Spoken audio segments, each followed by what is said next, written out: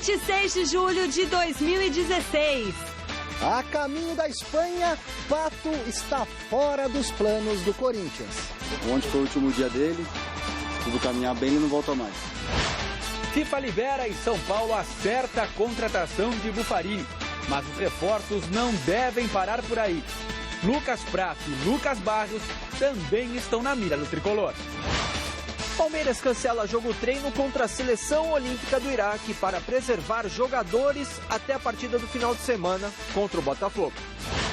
Modesto confirma a proposta por Gabigol e torce por permanência, mas diz que decisão está nas mãos do jogador. Fernando Praz sente dores, não treina e pode ficar fora de amistoso.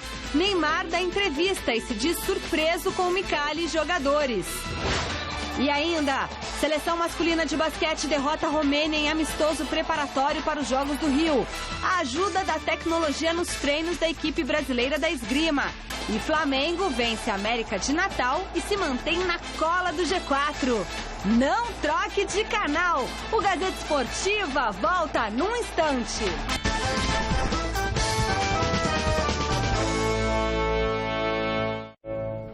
Olá, excelente noite de terça-feira para você. Gazeta Esportiva está no ar. Daqui a pouquinho tem a tocha olímpica nos estúdios da TV Gazeta. E daqui a pouquinho você acompanha aqui no Gazeta Esportiva também tudo sobre a negociação de Alexandre Pato com o futebol espanhol. Mas antes, nós vamos direto para a Academia de Futebol lá do Palmeiras, de onde fala o lateral Zé Roberto. Vamos acompanhar um trechinho da entrevista coletiva. Você vai fazer as suas escolhas. Então eu quero viver o momento e no momento de fazer as escolhas eu vou fazer. Então o meu momento é continuar vamos trocar jogando, a bateria, viu? Mantendo a minha regularidade, ajudando a equipe e focado no meu maior objetivo, que é a conquista dessa competição, né? Aí o ano que vem tem muita coisa para acontecer, né? O ano que vem é um outro ano, são novas coisas a ser repensadas, novas coisas a colocar em projetos, enfim. Eu acho que o importante é você viver o hoje. O hoje é eu fazer o que eu sempre fiz, focado no meu trabalho e no momento certo fazer as melhores escolhas. Zé, chegando a metade do campeonato dá para fazer já. Aí esse é o Zé Roberto, e uma informação importante é que o jogo treino contra a seleção sub-23 do Iraque vai ser cancelado por uma precaução, já que o Vitor Hugo levou uma pancada no nariz e o Jean, que vem sendo utilizado no meio-campo na lateral direita, está com rotavírus para evitar maiores problemas por conta dos desfalques já existentes, já que domingo enfrenta o Botafogo no estádio Luso Brasileiro, na Ilha do Governador. Essas são as informações do Palmeiras, viu, Michele?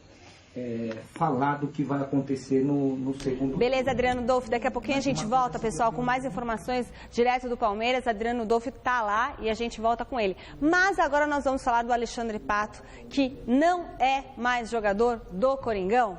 Pois é, ontem nós demos aqui no Gazeta Esportiva com exclusividade para vocês. No início da tarde de hoje, o negócio com o Vídeo Real foi concretizado mesmo e o atleta irá atuar no futebol espanhol. Como aconteceu nas últimas semanas, o agora ex-corintiano foi o principal assunto no CT Joaquim Grava na manhã desta terça. Veja na reportagem do Alexandre Silvestre.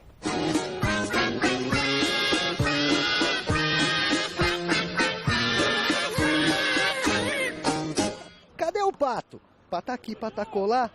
Em campo, jogo treino contra o Juventus. Reservas, exceto por Fagner, lateral direito, que volta de suspensão, e Elias, volante, readquirindo o ritmo após fratura na costela. Duas prováveis novidades para o compromisso de domingo diante do Inter no Beira-Rio. De centroavante, bem que poderia ser o Alexandre.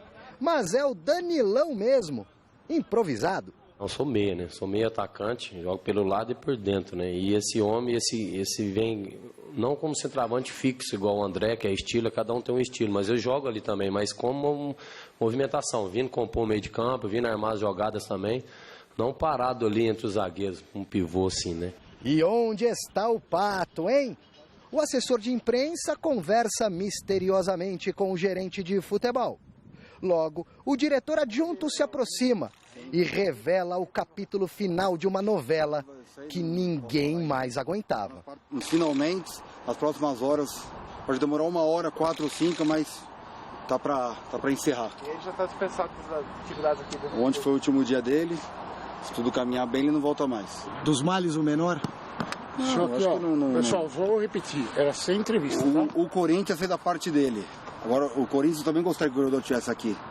Agora tem que ver se o jogador que iria estar aqui, né? Eu tô aqui desde quando ele chegou, né? Eu acho que ele chegou para nos ajudar também, então a gente quer o bem dele também, independente de ser aqui ou em outro lugar, né? Então, aí vem muito, né? Foi muito tempo já e nada se define, se joga, se não joga. Então, igual você falou, acaba chamando muitas atenções e não joga pra gente, né? Dentro do campo e não vai nos ajudar. Minutos depois, martelo batido, negócio fechado. A ida de Alexandre Pato para o Villarreal da Espanha traz um certo alívio. Para a diretoria do Corinthians nem se fale, mas também para os jogadores do timão. Não pela figura do Pato, mas principalmente pela situação que se arrastava. Fica uma coisa chata, com certeza. Sempre falando isso aí, vai e volta, entrando e saindo, é o mesmo assunto, é a mesma coisa, né? Acho que agora já resolveu, acabou isso aí, agora vamos preocupar com a gente aqui. Responder sobre Alexandre Pato, ufa, nunca mais. Não, tipo assim, nós aqui não tem nada com o Pato, né? Igual eu falei. Não, eu digo nas coletivas aqui como jogador do Corinthians. Hoje vamos pensar no nosso grupo, que é isso que vai nos dar os resultados e as vitórias. Vamos pensar no nós aqui. Bom, grande noite para você que acompanha o Gazeta Esportiva. Novela resolvida, o Pato vai embora. Tá, o Corinthians fez um investimento alto, não teve o retorno que se esperava. Mas ainda assim é um risco, pode acontecer com qualquer clube. O Pato foi campeão ainda 2 vezes pelo Corinthians, o clube ainda ganha algum dinheiro, não é muito, perto do que gastou para contratá-lo, mas 3 milhões de euros, faltavam aí 6 meses para terminar o contrato, pouco menos inclusive, o Pato sairia de graça e o Corinthians ainda teria que desembolsar mais 5 meses de salário. A questão é que se não houvesse uma proposta, se o Corinthians não ganhasse um dinheiro agora, o melhor mesmo seria manter o Pato até o final. O Corinthians precisa de um atacante e o Pato tem qualidade de sobra para jogar nesse time. Essa é a realidade. Mas do jeito que a coisa foi conduzida entre Corinthians e Pato, sabe, faltou profissionalismo, não do Pato, sinceramente não do Pato. O Pato foi contratado e ele errou um pênalti, está certo, mas acho que isso não deveria ser definitivo para sacramentar o futuro dele no clube. Acho que quando você faz um investimento desse tamanho, você não pode emprestar para o São Paulo e ainda pagar salário do atleta, por mais que tenha vindo o Jadson, tudo isso que a gente já conhece. O Corinthians conduziu muito mal. Então, se houve algum prejuízo, se podemos chamar de prejuízo que aconteceu em relação ao Pato, foi por inabilidade da gestão corintiana. Essa é a questão, nem tanto pelo Pato. Essa história, vou emprestar para o Bragantino e no Corinthians ele não joga, sabe? Isso foi uma grande bobagem. Mas no fim acabou o Pato indo para a Europa, que era o que ele mais queria, não tinha muito clima mesmo para ele continuar. O Corinthians ainda ganha o dinheiro, evita de pagar salário e acho que sai todo mundo feliz dessa negociação, Garrafa. Boa noite, Celso. Boa noite, Michele. Boa noite você em casa acompanhando a Gazeta Esportiva. Eu vou ser bem rápido sobre o Pato. Quero falar do Corinthians, como disse o Danilo, né? O Corinthians tem a sua vida que segue. Foi um casamento que não deu certo, né? Divórcio foi assinado, foi um mau negócio para ambas as partes e Pato é assunto encerrado no Corinthians. E aí, como é esse Corinthians? É um Corinthians que me preocupa, não é? Porque, principalmente pelo que eu vi no último final de semana, o técnico do Corinthians, o Cristóvão, depois do empate com o Figueirense em casa, nos últimos 6 pontos, um clássico contra o São Paulo na Arena, depois do Figueirense, o Corinthians somou apenas 2 pontos, o Cristóvão veio para a entrevista coletiva e eu entendi que eu tinha visto outra partida, que ele falou que o Corinthians estava no processo de evolução, que o Corinthians estava no caminho correto, né? Ou seja, o sinal de alerta, no meu entendimento, está ligado, apesar do Corinthians manter a proximidade com o Palmeiras. Daqui a pouco a gente fala do Palmeiras. Graças ao Palmeiras, que anda dando vacilos, o Corinthians ainda respira no G4. Agora o Corinthians sai por 2 vezes. Contra a Internacional lá em Porto Alegre, o Inter que precisa vencer nas mãos do Falcão, técnico novo, parada indigesta, pega o Atlético Paranaense depois embalado e depois na última rodada do primeiro turno faz o jogo em casa.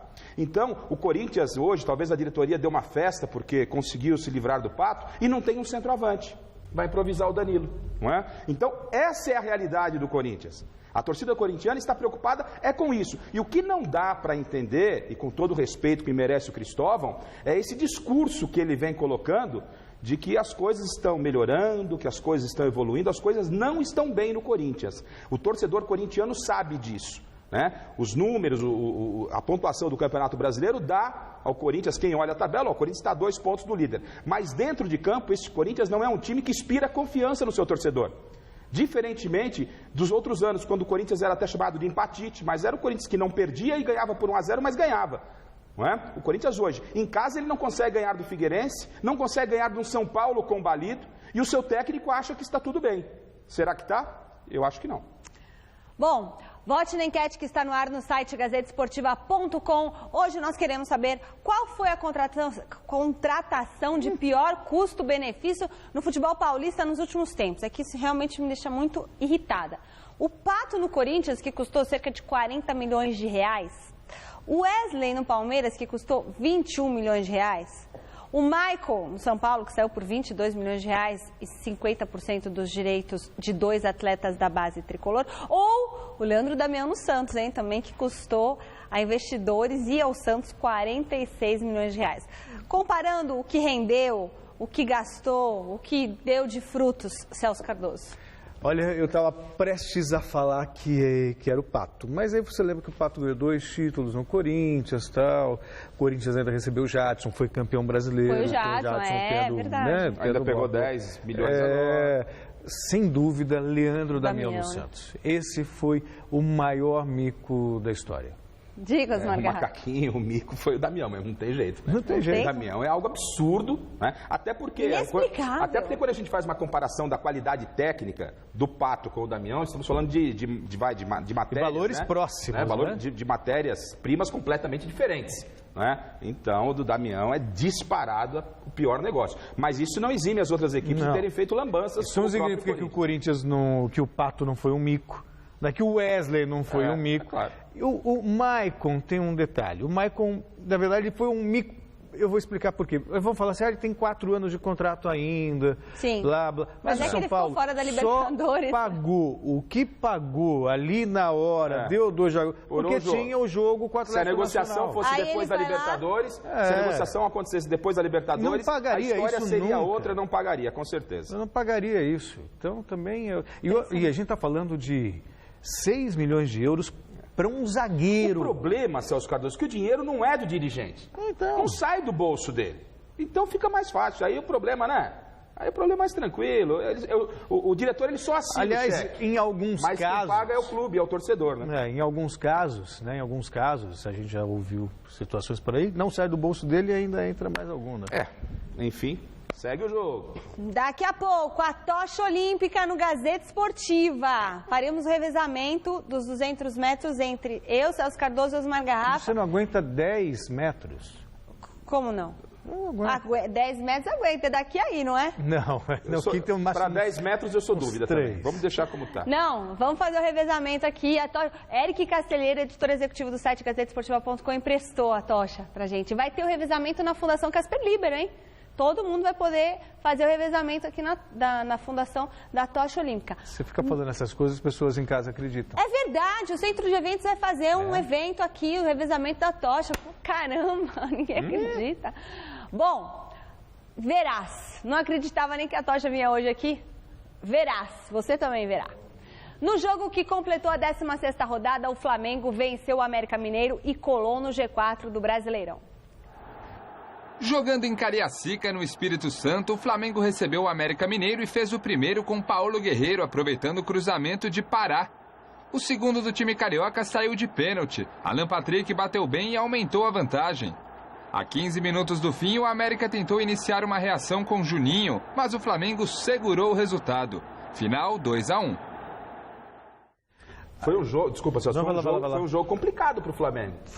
Porque o América é a equipe que não vencia 7 jogos, continua sem vencer a 7, 8 jogos, não marcava um gol, acabou marcando um gol ontem, mas já na mão do Anderson Moreira, não sou fã do Anderson Moreira, mas foi um outro América. Mas de qualquer forma, o Flamengo fez valer a sua camisa, fez valer a sua briga, o seu sonho por G4 e algo mais com o reforço do Diego que está chegando. E ontem o cara do jogo foi o Guerreiro, Paulo Guerreiro, e o corintiano que assistiu a partida ontem, mesmo se anda meio chateado com o Guerreiro, sentiu saudade de um atacante, porque com o Romero, com o Luciano que falam que é tal Ronaldo, o Danilo que, logicamente, o Danilo tem uma história linda, maravilhosa no Corinthians, vai ter que quebrar um galho de centroavante. O Guerreiro ontem deixou saudade, jogou muita bola, um resultado justíssimo. O Flamengo, ele entra forte nesse G4. Se briga por título é uma outra questão que a gente espera um pouquinho mais. Deixa eu só fazer uma defesazinha do Romero antes de falar do Flamengo. O Romero ainda tem as suas limitações, mas ele é esforçado. Não, ele claro, se dedica, não é uma crítica. É um cara que se doa, aí ainda prefiro um cara limitado que se doa. A torcida do Corinthians sabe o que é o Romero, né? Não venderam o Romero mais do que o Romero. Romero é isso, ele é dedicado, como você falou, e merece o nosso respeito. Apesar de todos os problemas, a gente está chegando ao final do primeiro turno, eu ainda acho que Corinthians e Palmeiras vão brigar pelo título até o final. Mas vendo o Flamengo, que contratou, se reforçou, tem uma filosofia de trabalho boa, o Atlético Mineiro, que dormiu no começo do campeonato, mas sempre foi favorito e está crescendo, essa briga por Libertadores e pelo título vai ser... Esse campeonato promete ser um dos mais disputados dos últimos tempos. Acredito que briga por Libertadores e título de campeonato vai até a última rodada. Você vê aí, Atlético Mineiro, Flamengo, Grêmio, Santos, Palmeiras, Corinthians, todos eles têm totais condições de brigar por esse título. Deixa eu só fazer um complemento, já que você falou de briga de título. Eu estou à vontade para falar do Palmeiras, daqui a pouco a gente vai falar mais do Palmeiras, mas eu disse aqui a questão de 2 semanas de que o Palmeiras iria, deslanchar. E só não deslancha, e isso começa a me preocupar. Entendo que o Palmeiras ainda é o grande favorito, mas o Palmeiras está dando muito mole devido à fragilidade dos adversários. O Palmeiras, já nesse final de semana, já era para ter aberto 5 pontos em relação ao Corinthians. Ele deixou escapar pontos contra o Atlético Mineiro em casa, contra o Santos. Com o elenco que tem, o Palmeiras está se complicando no campeonato, permitindo que um time, que no meu entendimento, apresenta muitas deficiências, uma limitação muito grande de elenco, que é o Corinthians, estar apenas 2 pontos. Então, eu que continuo apostando no Palmeiras como grande favorito, entendo que o Palmeiras começa a se complicar. E não será surpresa se, de repente, virar o turno aí até sem a ponta do campeonato. Quando entendo que o Palmeiras hoje tem o melhor time, tem o melhor elenco e é o grande favorito. Mas está dando muito mole o Palmeiras. Você sabe que pro Atlético eu acho até normal, Garrafa. O Atlético tem um bom time, tem Robinho, tem Fred, saiu o Fred, entrou o Lucas Prato, sabe? Eu sei, não pode perder em casa. Campeão nos 2 anos. Quando você começa a pensar em alto nível, em título, em casa, amigo, é pau no cara. Você entendeu? Não pode. O Palmeiras está oscilando. É uma irregularidade muito grande e isso começa a me preocupar. Da Série A para a Série B, 2 partidas abrem a 18ª rodada da segundona nesta terça. Daqui a pouco, às 7h15, o Goiás recebe o Luverdense no Serra Dourada. Vamos colocar a arte aqui, né? E às 9h30, o Avaí encara o Londrina na ressacada. Empate pra gente já é ótimo, hein? Londrina tá pertinho do G4, hein? Muito bom. Beleza, o Tubarão. E atenção! Contagem regressiva, ó. Faltam 10 dias. A hora da Olimpíada do Rio de Janeiro tá chegando.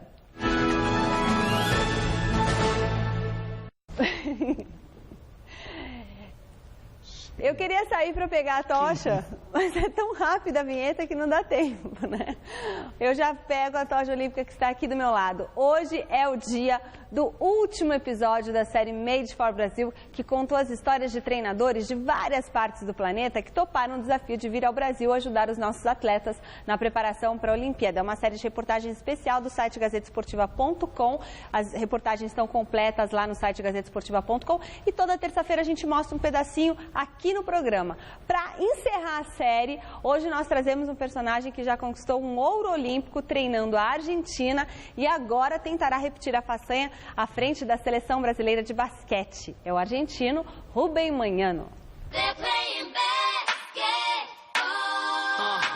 Eu sou Rubén Pablo Magnano. Falo que eu não sou um estrangeiro dirigindo, conduzindo a seleção do Brasil. Eu falo que eu sou um argentino conduzindo a seleção. Que no es poca cosa.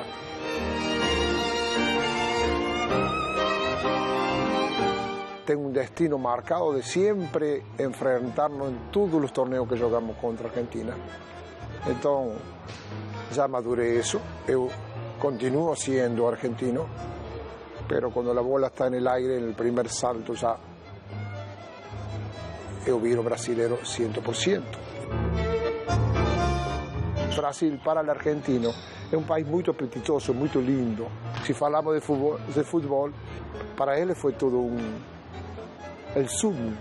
E le dieron, acho que le dieron a la Copa un color muito interessante. O privilégio de jogar um jogo olímpico em casa. Muito poucos treinadores, muito poucos atletas têm a possibilidade de ter um jogo em casa. A gente sabe, perfeitamente sabe, a qualidade de rivales que vamos a ter. Pero eles também vão ter um rival difícil, que somos nós.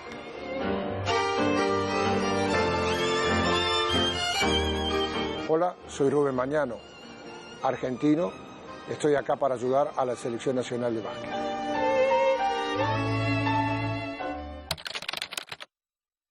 Muito legal. Olha aqui, Celso Cardoso. A tocha olímpica do editor executivo do site gazetesportiva.com, Eric Castelheiro, está aqui. E ela faz assim, ó, deixa eu mostrar.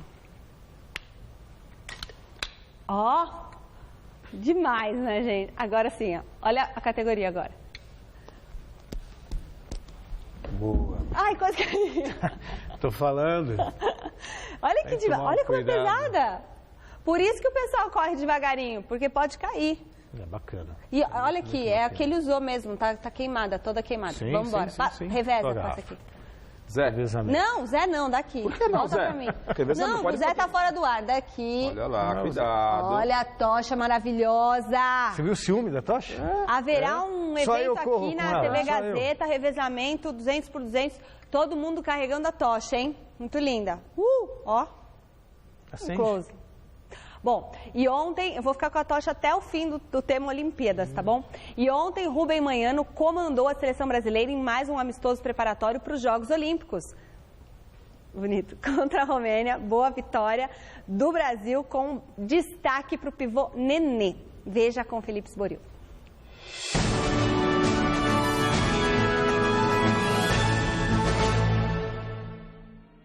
Depois de um mês só treinando, a seleção masculina de basquete começa a pegar o ritmo de jogo com alguns amistosos antes dos Jogos Olímpicos do Rio. O adversário da última segunda-feira foi a Romênia, país que não se classificou para a Olimpíada e que foi derrotado pelo Brasil sábado por 90-45. A seleção brasileira está com o Nenê, talvez o principal nome. Eu tive uma conversa com o Manhano na temporada passada. E também tive apoio de várias pessoas, né, de amigos meus, né, um Ratinho, o Bruno Nicolás, que veio do Rio trabalhar comigo, né, a minha família, meus amigos, o apoio técnico da seleção, que eles abriram as portas para eu chegar mais cedo aqui em São Paulo e trabalhar. Eu fico muito feliz por ele. Ele tem um grande desafio. No solamente ahora en el Juego Olímpico en su casa, sino también en esta nuestra empresa, el NBA, con otro equipo. Yo creo que él va, sin lugar a dúvida, lembra, va a hacer una temporada muito boa no Juego Olímpico, acho que muito boa.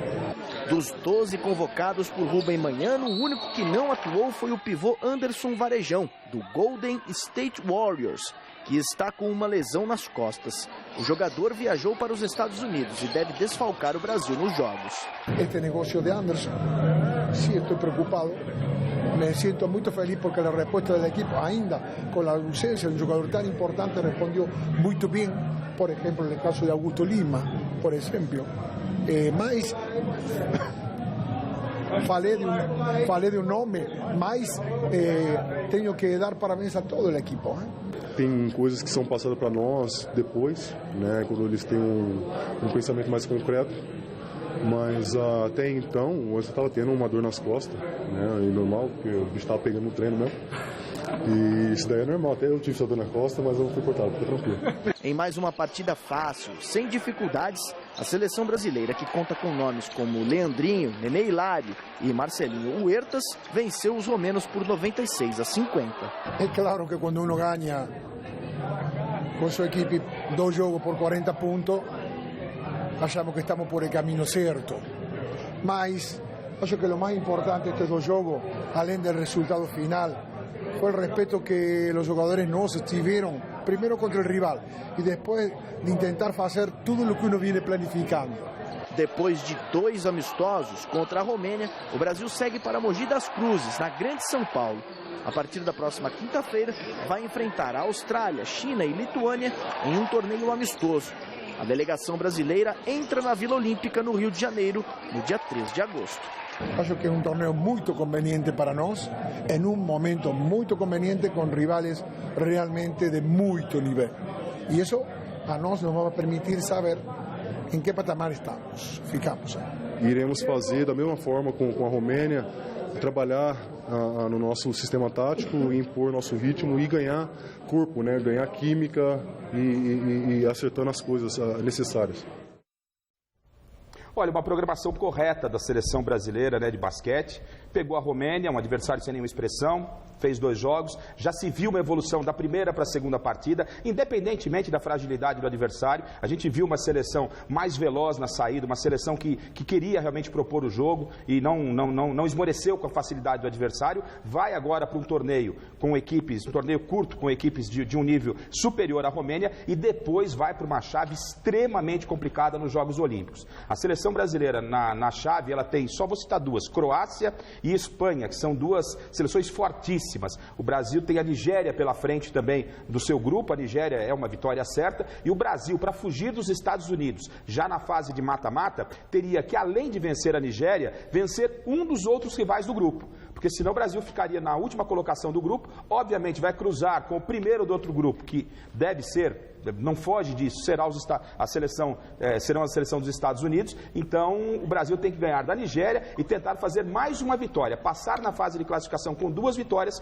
para fugir do confronto com os americanos. E é uma geração, se não coletivamente ainda não se acertou, mas é uma geração muito boa essa que vai com o Nenê, Leandrinho, toda essa rapaziada. E daqui a pouco eu vou falar do São Paulo, nós vamos falar do São Paulo, e aí vale um exemplo do Paton, que é argentino, o Manhano também é argentino, mas o Paton devia fazer exatamente igual ao Manhano. O Manhano, a cabeça dele está no Brasil, está na seleção brasileira, diferentemente do que o Paton tem feito com o São Paulo, mas daqui a pouco eu explico.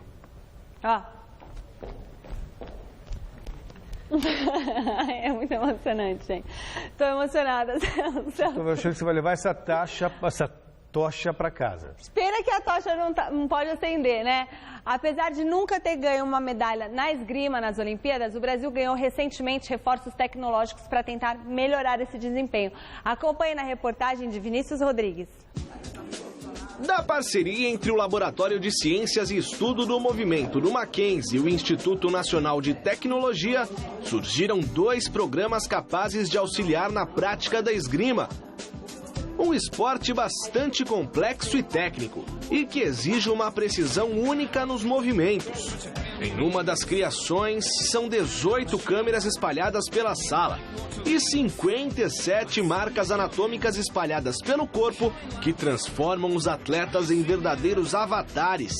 Eu acho que é uma ferramenta incrível que pode ajudar muito a gente a desenvolver melhor a esgrima no país, o atleta ver suas falhas, ver onde é que está errando, o técnico poder também analisar erros que estão gerando erros maiores, às vezes uma falta de explosão na perna de trás ou um início de alongamento de braço tardio. A outra tecnologia envolve um óculos todo especial que permite ao técnico verificar o direcionamento do olhar do atleta durante o embate através de 4 pequenas câmeras. Amanda Simeão, paranaense de 22 anos, será representante do Brasil nos Jogos do Rio e foi a escolhida para testar a tecnologia.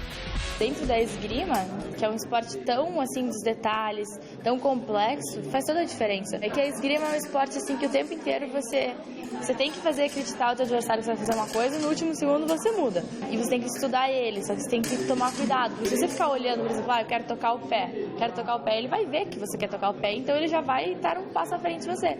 Então você tem que, por exemplo, não, eu vou tocar na mão, e chega uma hora e você toca o pé, sabe? Então tem que ter esse trabalho. O técnico da seleção feminina de esgrima, responsável por analisar os resultados do aplicativo e colocar em prática as melhorias, também crê no desenvolvimento do esporte a partir das inovações tecnológicas. É uma ferramenta a mais que o treinador tem, né, para identificar eventuais erros, né, diagnosticar alguma falha do atleta que a gente pode corrigir nos treinamentos. A gente teve 2 casos bem clássicos, assim, né, 2 atletas que a gente trouxe, um com esse modelo, né, o Avatar, né, que é feito pelos pontos anatômicos. A gente percebia que no movimento de ataque, no afundo, o atleta movimentava um pouco o joelho, fazia um movimento que não deveria fazer. Né? Isso em decorrência de uma musculatura que estava um pouco mais fraca, né? Poderia mais para frente causar uma lesão. Então foi feito um trabalho de reforço muscular, né, para evitar qualquer problema que ela pudesse ter na articulação, né? E com o eye tracking, um atleta que ele ia fazer o toque ao pé, mas ele não focava no pé, né? Ele tentava pegar o pé com a visão periférica. E a partir do momento que a gente identificou isso, ele mudou e o aproveitamento dele melhorou muito. Sucesso aqui nos estúdios da TV Gazeta, todo mundo querendo tirar foto com a tocha olímpica. Bom, agora uma notícia triste para quem é fã de esportes. Roger Federer anunciou hoje que não virá para a disputa das Olimpíadas e que não jogará mais em 2016. Foi o próprio tenista, através de sua página no Facebook, que avisou essa decisão. O motivo para a pausa se deve à recomendação médica para que ele se recupere totalmente de uma cirurgia que teve que fazer em um dos joelhos no começo do ano. A intenção também é prolongar a carreira do tenista, que está há 2 semanas de completar 35 anos de idade. Ainda no anunciado, Federer lamentou perder o resto da temporada, mas ele disse que está motivado, como sempre, para voltar forte, saudável e em forma para jogar um tênis agressivo em 2017. Bom, a tocha olímpica no Gazeta Esportiva. A seleção olímpica levou um susto nesta terça-feira. Fernando Praz sentiu dores no cotovelo direito e foi desfalque nos 2 treinamentos de hoje. O local é o mesmo que Praz operou em 2014 e, apesar do inchaço no cotovelo já ter diminuído, uma avaliação deve acontecer amanhã para determinar se o goleiro vai participar do amistoso de sábado contra o Japão em Goiânia ou não. Hoje, quem esteve na coletiva de imprensa foi Neymar, que, entre outros assuntos, falou sobre o companheiro Praz. Quanto ao Praz, claro que preocupa a todos, né? Um grande goleiro, uma grande pessoa. Tive o prazer de conhecê-lo agora e acho que não vai ser nada também, né? Já perguntei, já está cada vez melhor, então espero que ele recupere o mais rápido possível e volte aos campos com a gente. Eu estou muito feliz aqui na seleção, acho que fui surpreendido em todos os aspectos, né? Tanto com o treinador quanto ao nosso time, e estamos nos encaixando, estamos buscando, né, nos conhecermos ainda mais, para que a gente possa ir alcançar o nosso objetivo. E a cada treino, nosso treinador sempre está nos corrigindo, sempre está buscando o melhor para a movimentação da equipe. E eu acho que isso, quando o cara conversa, quando ele ajusta, isso é bom para todo mundo. Acho que ser cobrado faz parte também do futebol. Eu estou aqui para isso, né? Acho que a partir do momento que me cobrem dentro de campo, né, que seja pro lado bom ou ruim, isso faz parte. A gente está defendendo o Brasil em casa numas Olimpíadas. Só que isso não é uma coisa que me preocupa. Acho que quem tem medo de perder tira a vontade de ganhar. Então, uma coisa que eu não tenho medo é de perder. Se tiver que perder, vamos perder de cabeça erguida e vamos seguir em frente. Mas a gente vai vender caro, né? Se depender de mim, nós vamos fazer de tudo para vencer. E eu sou um cara que eu não gosto de perder, né? Então, eu vou fazer de tudo dentro de campo para ajudar meus companheiros para a gente vencer essas Olimpíadas. E em nenhum momento me passa pela cabeça perder, né? Muito pelo contrário, sim, tá no final lá no Rio de Janeiro, no Maracanã, com a medalha de ouro. Independente de qualquer coisa, você tem que me cobrar dentro de campo, né? Como você falou dos cartões, disso você não tem problema nenhum cobrar. Agora, eu tenho a minha vida particular, sou um cara de 24 anos, querendo quiçá novo. Tenho as minhas conquistas, tenho as minhas coisas e eu sou muito tranquilo quanto a isso. Pode me criticar, eu tenho os meus erros também. Eu não sou nenhum cara perfeito, né? Mas eu também gosto de sair, gosto de me divertir com os meus amigos, né? Eu tenho família, eu tenho amigos também, então por que eu não posso sair, por que eu não posso ir para balada? Acho que não tem um porquê, né? eu posso sim, e eu vou, independente de qualquer coisa. Se eu tenho consciência do meu dever no dia seguinte, eu vou estar indo, isso não vejo problema nenhum. Garrafa, imagino que você pense como eu. O Neymar ele tem que ser cobrado pelo que ele faz dentro de campo. Se o que ele faz fora de campo atrapalhar a performance dele, é uma outra história. Agora, se o rapaz está de férias e está curtindo as férias dele, ok, ele que se divirta da maneira que ele escolher. O importante é que ele esteja em forma quando se apresentar ao Barcelona e a seleção brasileira. Você pode questionar, de repente, a falta de liderança do Neymar quando ele é expulso numa Copa América ou se machuca e vai embora em vez de ficar com o grupo e apoiar. Você pode questioná-lo em várias situações. Mas nessa em especial, argumentar que falta comprometimento porque ele está se divertindo nas férias... Aí eu, sinceramente, sou obrigado a discordar de quem tem essa visão. Quem sou eu para corrigir um colega ou não, mas a pergunta foi fora de propósito, não é? Partindo desse princípio, desse pensamento que você tem e eu comungo com ele. Porque o que o cara faz fora do trabalho dele é problema dele. O problema dele. O Neymar poderia ser questionado, talvez, nessa coletiva, sobre a forma com que ele tratou não só os jornalistas que falam de futebol, falam da seleção brasileira, como o torcedor, né? Porque o torcedor, depois daquela eliminação, criticou realmente a seleção na Copa América.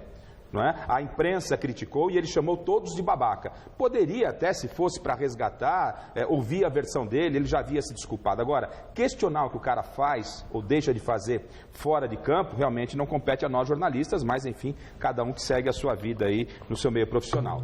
O Neymar ele deve ainda, e é um garoto, 24 anos, ou talvez nem tão garoto assim, mas é um jovem, e ele deve ainda à seleção brasileira. Nos momentos cruciais, exceção feita a Copa do Mundo, que uma contusão o tirou do torneio, o Neymar, como atacante, como principal estrela, não pode ficar suspenso de eliminatórias de Copa do Mundo, não pode ser expulso em competições como Copa América. Ele está devendo e gostaria que o Neymar, repito, se posicionasse muito mais do que se posiciona. E sobre o Praz, fica aqui a nossa torcida para que ele se recupere. Que zica, né? Que ele se recupere e possa ser a peça fundamental para a seleção brasileira. Eu entendo que o Praz pode ser muito mais útil à seleção olímpica do que propriamente o Neymar. Guardadas as devidas proporções, o torcedor em casa, o telespectador vai entender onde eu quero chegar. E eu concordo plenamente com você. O Neymar pode ser útil do ponto de vista técnico, né? Da qualidade, do potencial que ele tem como jogador. Agora, liderança é algo nato. Não se conquista. É algo nato, é espírito de liderança e ninguém como o Fernando Praz nesse grupo para exercer tal liderança. Bom, no São Paulo segue a caça a reforços, especialmente no ataque. Hoje o técnico Edgardo Balsa falou no CCT da Barra Funda e confirmou que jogadores do rival Palmeiras estão na mira. Veja na reportagem do Fernando Gavini.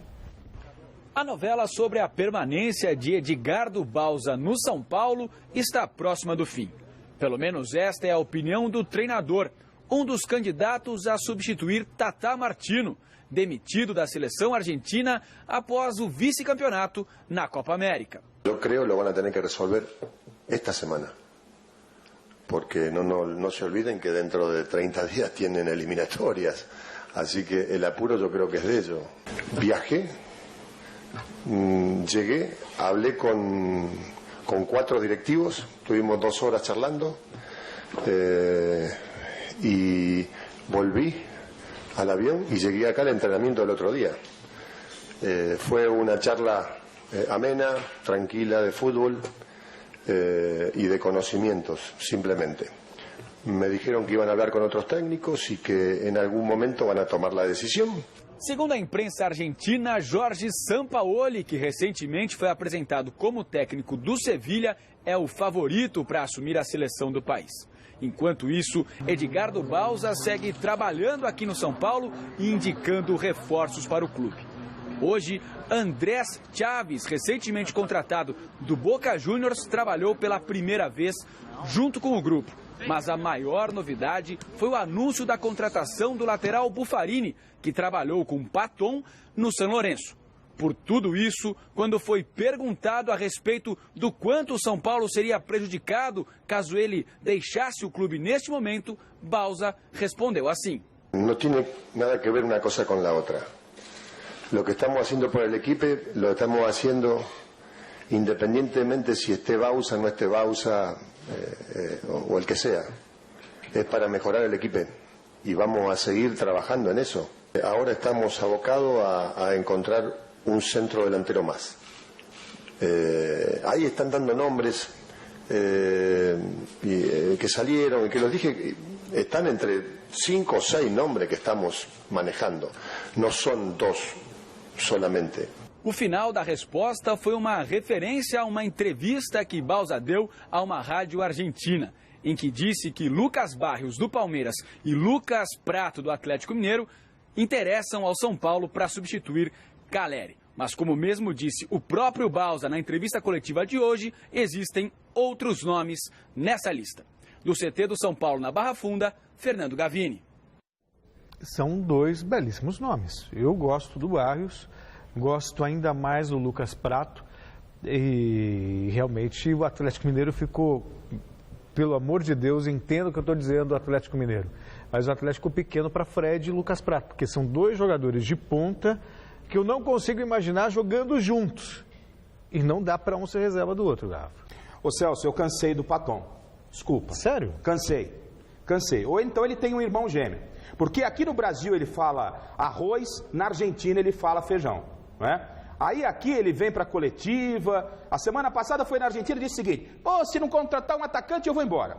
Ele fala na Argentina, né? Ele, sei lá, ele dá entrevista para quem ele quiser, mas ele representa a instituição São Paulo Futebol Clube. Aí ele chega na Argentina e fala: não, se contratar eu vou embora. Aí ele chega aqui: não é bem assim, pero que sim, pero que não. Aí só em coletiva com a imprensa. Não se esforça em falar o português. Ele é técnico de uma das maiores equipes do futebol mundial, que é o São Paulo Futebol Clube, e o São Paulo tem que ser respeitado pelo Paton. Aí, ele olha, se ele fosse tudo que talvez ele pense, ele deu uma entrevista na rádio da Argentina, dizendo que está preparado para dirigir a seleção argentina, que vive uma grande fase. Que grande fase vive o seu Paton? 41, não fez nem 50% dos pontos que disputou com o São Paulo. Né? Ele está com a corda no pescoço. Levou o time à semifinal da Libertadores e mais nada. O São Paulo não briga pelo título com a campanha que tem. Não é? Aí ele fica insistindo com esse Centurion.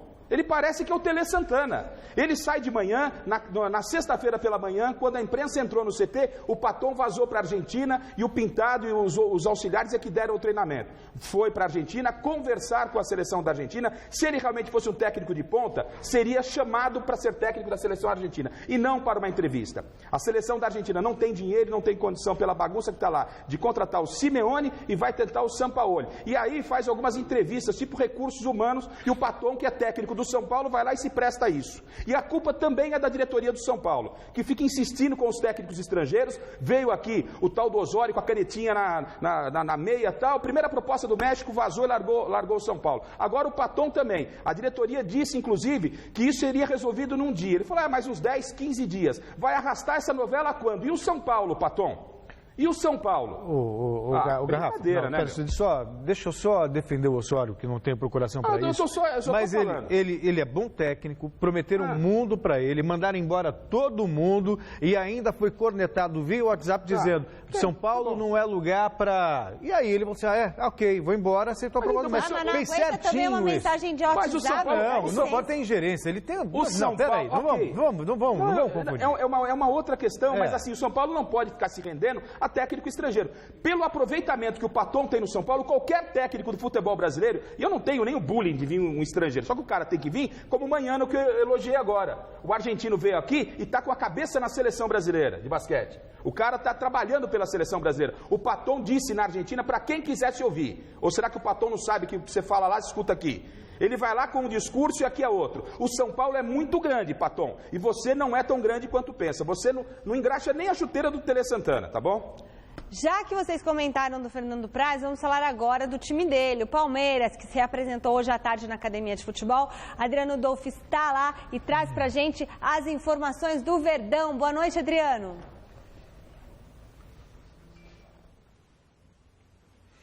Boa noite, Michele. Voltamos aqui recapitulando, claro, que o amistoso que aconteceria nesta quarta-feira contra a seleção do Iraque foi cancelado. O técnico Cuca estava aí com medo de uma possível lesão e também preocupado com o cansaço dos jogadores. O Vitor Hugo, com uma pancada no nariz, ficou de fora do treinamento, e o Jean também, por causa de virose. Partida contra o Botafogo, o Tietê levou o terceiro amarelo. Existe a possibilidade do Moisés retornar à equipe. Quem passou por aqui na entrevista coletiva foi o lateral esquerdo Zé Roberto, e ele falou sobre esse jogo de domingo.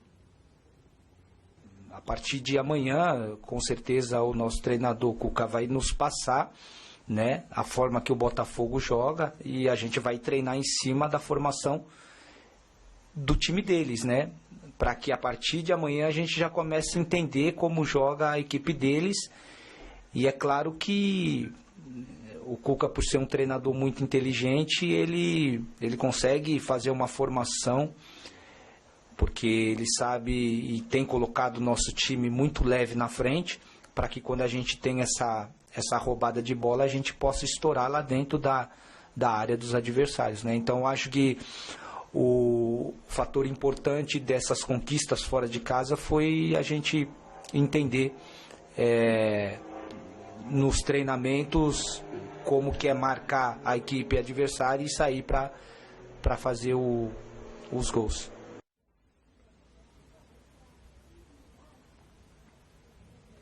Mesmo Zé Roberto, veterano experiente, jogador de 42 anos, disse ainda na entrevista coletiva que cogita sim adiar a aposentadoria que iria ocorrer no final desse Campeonato Brasileiro, graças à boa fase dele no torneio. Última informação, o Lucas Barros, jogador pretendido pelo São Paulo, não há a menor intenção da diretoria palmeirense em negociar com o rival. Essas são as informações aqui do Palmeiras, viu, Michele? Boa noite para você. Obrigada, Adriano Dolfo, por todas as informações. Vai comentar, Celso? Não, vamos falar depois do Santos, que o tempo está curto hoje. Bom, uma operação policial prendeu hoje 9 membros da torcida organizada jovem do Santos. Esse é o destaque do site gazetesportiva.com. As 9 prisões foram feitas pela Delegacia Estadual de Homicídios e Proteção à Pessoa por conta de uma briga contra corintianos dentro da estação de metrô da Penha, zona leste de São Paulo, no dia 1º de junho deste ano. Os membros da organizada foram identificados com a ajuda de gravações de câmeras de segurança e estão sendo acusados por lesão corporal, roubo, provocação e tumulto. A prisão é temporária e os suspeitos darão os depoimentos enquanto ficam detidos pela polícia. Dentro de campo, o Santos decide nesta semana contra o Gama a vaga na próxima fase da Copa do Brasil. Mas é fora das 4 linhas que a coisa está quente, com a provável negociação de Gabigol com a Juventus da Itália. Veja na reportagem de Felipe Sboril. Na tarde desta terça-feira, a equipe do Santos realizou o último treinamento antes da partida de volta contra o Gama, amanhã na Vila Belmiro pela 3ª fase da Copa do Brasil. O primeiro jogo na semana passada terminou 0-0 e o Santos pode ter se prejudicado por não ter vencido ou mesmo ter marcado um gol fora de casa. Acho que sem dúvida, né? Foi um jogo difícil lá, mas a gente foi com o intuito de vencer. Mas a equipe deles se suportou bem dentro de casa, mas agora temos um jogo de volta dentro da nossa casa, com o apoio da nossa torcida. A postura tem que ser a que está tendo em todos os jogos, né? Postura de impor o ritmo de jogo para a gente fazer o resultado e passar para a próxima fase. Em relação à última partida contra o Gama pela Copa do Brasil, o técnico Dorival Júnior deve contar com o retorno de Ricardo Oliveira e também Renato, que foram poupados e deverão ser titulares. São 2 jogadores líderes dentro de campo. Ricardo Oliveira dispensa comentário, tanto com o Ricardo também, né? O Renato também. Sobre Gabriel, o atacante está com a seleção olímpica na Granja Comari. E a Juventus da Itália ofereceu 20 milhões de euros para ter o jogador. Se for, ele vai por conta dele. Mas recebi uma proposta. Mas é uma primeira proposta, ainda é início. Vamos ver. Essas coisas não se resolvem rápido. Te interessou a proposta? Não tem que me interessar ou não. A proposta está dentro da parte do Santos, está dentro da questão da cláusula de saída. Estou aguardando a resposta do pessoal, do atleta. O jogador, antes de aceitar ou não aceitar, ele tem que negociar. Não é segredo para ninguém que o Barcelona tem um contrato com o Santos onde ele tem a preferência pelo Gabriel. Se o atleta aceitar, nós temos que notificar o Barcelona para saber se eles querem. O ano passado seria terrível a gente perder Gabriel. Esse ano o grupo está mais maduro. Prefiro que ele fique. Mas existe uma cláusula contratual que compete a ele dizer se quer ir ou não quer ir. É isso aí. Pagou a cláusula, leva embora. Nesse caso do Barcelona, eu não acredito que o Barcelona cubra a proposta. Por quê? Porque o Barcelona tem interesse num outro jogador, Gabriel Jesus, do Palmeiras. Então, se é para fazer um investimento, não vai fazer um investimento no Gabriel Jesus e no Gabigol. E pelo que a gente pode acompanhar, o interesse do Barcelona é no Gabriel Jesus. Nesse caso, acho que o caminho está livre para a Juventus, que vai pagar a multa rescisória e vai levar o jogador para a Itália. O Palmeiras tem feito o máximo possível para que a equipe possa ser campeã. Claro, cada clube vive a sua realidade. Está aí o presidente Paulo Nobre, com suas dificuldades ou não. Toda vez que alguém acena com a possibilidade, agora o São Paulo acena com a possibilidade de contratar o Lucas Barros, já veio a resposta, não sai. Aí você vai dizer, ok, mas tem a cláusula contratual do Gabriel, lá do tal do Gabigol, enfim. O que não dá para entender é o Santos. O Gabigol tem quantos anos? Está na faixa de 20 anos aí. É garoto. O Santos, um garoto de 20, 19, 20 anos, o Santos, que revelou esse garoto, tem só 40% dos direitos, Celso. Os outros 40% já pertencem ao Gabriel e 20% a um grupo de empresários. E o Santos não reconhece esses 20%. Ou seja, isso mostra a má gestão. Não adianta você revelar valores. Vai fatiando, né? Você põe o Dorival consegue montar um time. Ou seja, a torcida do Santos está aí, vai para o estádio, mas se montou um time para não ser campeão. Dorival Júnior não é milagreiro, né? Não pode fazer milagre. Ele consegue criar um Santos, depois do desmanche, aí vai lá e se vende. Então, o Santos, muito mal administrado nessa questão do Gabriel. É inacreditável um garoto formado dentro dos meninos da Vila, do CT dos meninos da Vila, e o Santos só ter 40% e o Gabriel ter os mesmos 40%. Alguma coisa está errada nessa história. Muito bem, resultado final da enquete de hoje do site GazetaEsportiva.com. O maior mico do futebol brasileiro nos últimos tempos foi Leandro Damião, né? 74% dos votos. Quase mudou essa votação no finalzinho do programa, mas tudo bem. Por quê? Depois te faço, segue aí. Bom, o programa termina aqui. Amanhã, a partir das 6 da tarde, tem mais, que agora com as notícias do Jornal da Gazeta. Boa noite, beijo, tchau. Tchau. Quase tivemos outro mico aí.